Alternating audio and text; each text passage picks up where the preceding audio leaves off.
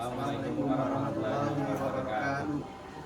Kami dari kelompok 2 Ilmu Pendidikan akan melakukan observasi dan juga wawancara di MTS 6 Sleman dengan tema Sekolah Ramah Anak.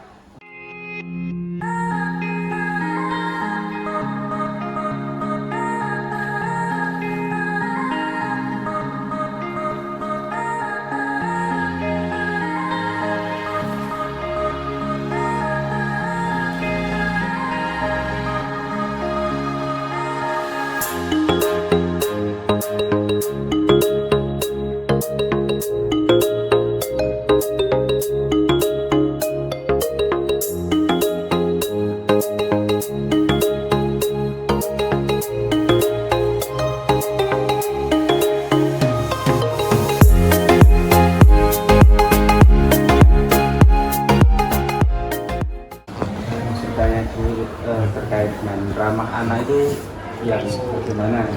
Kalau kita kan bagian banyak yang nggak tahu ramah anak itu ya sudah nggak semua sekolah kan menjadi sekolah ramah anak. Baik, nanti langsung tuh ya. Iya. Pertama yang perlu kita ketahui biasa gini, kurikulum itu, saya kebetulan diamani kurikulum. Kurikulum kan biasanya mengatur sedikit tidaknya konten di sekolah anak. Adapun biasanya yang menangani sendiri itu ada divisi, bagian divisi sekolah ramah anak. Karena di sini kan divisinya lumayan banyak ya. Ada divisi sekolah ramah anak, divisi madrasah SKS, divisi madrasah digital, divisi madrasah riset, divisi madrasah tahfidz dan seterusnya, divisi robotik. Jadi masing-masing punya divisi. Nah itu pertama. Yang kedua barangkali saya akan highlight sedikit saja tentang kurikulum kaitan dengan ramah anak, gitu kan. Nah nanti di bidang teknis yang lain bisa wawancara ke hal yang berkaitan dengan divisi khususnya. Nah kalau yang ditanyakan tentang ramah anak mungkin bisa dijelaskan begini ya, bahwa ramah anak di sini adalah bagaimana madrasah atau pembelajaran didesain untuk bisa mempotensikan apa yang terdapat di mereka, di siswa. Kemudian yang kedua, bagaimana sistem pembelajarannya memang sistem pembelajaran yang menyenangkan, bukan pembelajaran yang menakutkan, kan begitu ya. Nah sehingga ada dua hal tersebut berdampak atau berimplikasi kepada misalnya metode pembelajaran. Kemudian yang kedua tentang reward dan juga punishment ya. Ya walaupun di dalam dunia ramah anak itu tidak ada yang namanya mungkin punishment ya, tapi kan yang namanya metode pendidikan, kalau misalnya kita melihat pakar yang kita mungkin kenal ya, kalau di UIN mungkin akrab dengan Nasih Ulwan gitu ya. Ada 5 metode internalisasi nilai, termasuk metode kelima itu kan al-iqobah ya. Al-iqobah itu mungkin kan punishment. Tapi kalau di dalam konteksnya ramah anak berarti kan punishment yang tidak melukai, punishment yang tidak membuli, itu yang ditegakkan. Jadi seperti misalnya kalau dulu ada semacam poin-poin pelanggaran. Jam ke-6 telah Sekarang saatnya memasuki jam ke-7. The sixth lesson tidak ada lagi poin has over. pelanggaran. Let's begin the Kemudian, seventh lesson. bagaimana kita mengevaluasi dan memonitoring supaya tidak terjadi bullying. Nah itu yang kita lakukan ya. Kemudian bagaimana juga kita selalu menjaga misalnya kesehatan dari anak-anak, siswa-siswanya, bahwa kita adakan kerjasama, misalnya sekolah ramah anak tanpa bullying, nanti kita kerjasama dengan pihak luar memberikan orientasi di sini. Kemudian tadi pagi misalnya bagaimana anak-anak supaya bisa sehat ya, kita bekerjasama dengan puskesmas setempat. Kemudian ada senam tadi dan seminar sudah selesai tadi ya tentang gizi dan kesehatan. Nah kemudian hal lainnya tentu ramah anak ini adalah kalau dari aspek kekurikulum juga kita melihat konten yang ada di buku-buku siswa, artinya buku-buku tersebut buku yang ramah anak atau tidak. Itu juga kita review ya, kita review, terutama misalnya dalam pembelajaran. Saya kebetulan di PAI, di SKI, jadi misalnya bagaimana pembelajaran kelas 7 tentang SKI, misalnya kita konsep, kita rekonstruksi konten sejarahnya yang ramah anak, tidak ada istilahnya mendominasi sejarah politik, misalnya pembunuhan, tentang para khalifah, peperangan yang apa namanya ya, yang keras, yang ekstrim. Nah itu juga sama untuk kontennya, karena sekolah kita menjadi sekolah yang ramah. Nah kali sebagai awalan itu. Untuk latar belakangnya sendiri itu apa Pak? Kenapa di sekolahan itu harus ada sekolah yang ramah anak, itu latar belakangnya? Latar belakang saya pikir nggak bisa dipisahkan dengan program dan kebijakan dari atas ya.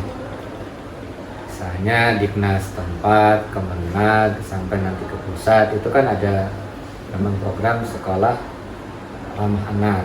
Nah kemudian dari program itu, kemudian sekolah-sekolah diharapkan bisa berkreasi untuk mengajukan gimana sih sekolah yang sifatnya ramah anak, gitu kan, itu latar belakangnya.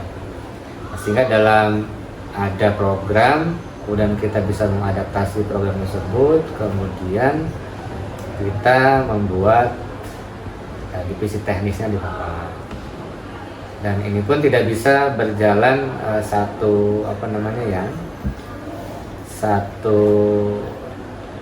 komando, satu divisi saja, misalnya kurikulum nggak bisa, karena harus menggandeng misalnya kesiswaan, itu jelas, menggandeng juga sarana prasarana, itu jelas ya. Misalnya memang tempat-tempat yang ada peluang untuk siswa itu, misalnya mungkin kalau seperti kecelakaan, tapi terlalu ekstrim kalau kecelakaan, anak-anak misalnya terluka ya, misalnya depan masjid itu ada tembok tinggi, kemudian tidak ada pagarnya, itu juga gimana supaya itu bisa tempat yang ramah anak.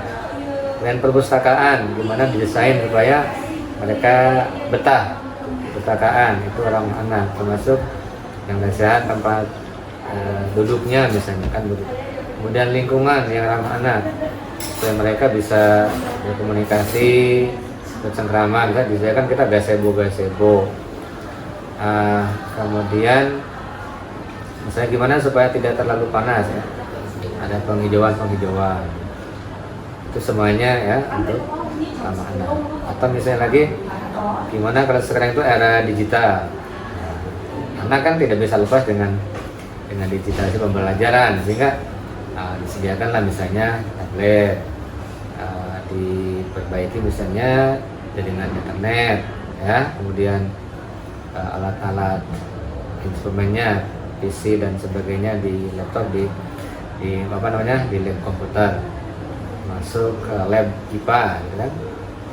Itu semuanya harus sering sejalan, jadi nggak bisa kurikulum nggak bisa, atau kesiswaan saja nggak bisa, mesti terlibat antara kurikulum, kesiswaan, sarana, termasuk nanti antara kita dengan BK, dengan konseling. Nah, itu juga harus terjalin kerjasama yang baik. Kalau tidak, mungkin orientasi sekolah ramah anak tidak bisa berjalan. Berarti upaya-upaya yang dilakukan seperti itu ya Pak. Ya. Untuk programnya yang berupa kegiatan itu apa sih Pak untuk yang ini?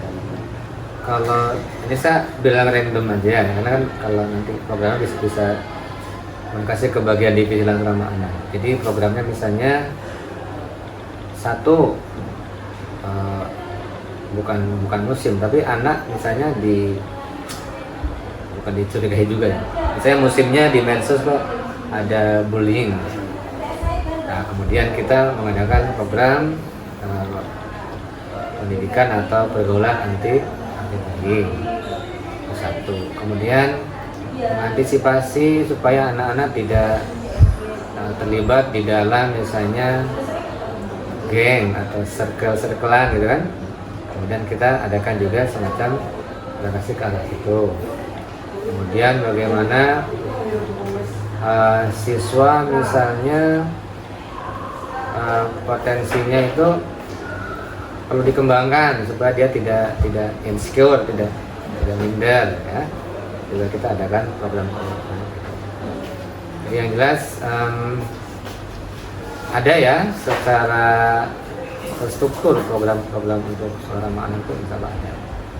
Jadi kalau misalnya memerlukan secara studi dokumentasinya kan nanti ke bagian divisinya langsung. Mungkin itu dulu Pak pertanyaan dari kami. Sudah cukup jawaban buat kami. Terus nanti kalau misal kita masih membutuhkan jawaban yang lebih detail lagi, kita ini ke divisi Ramah.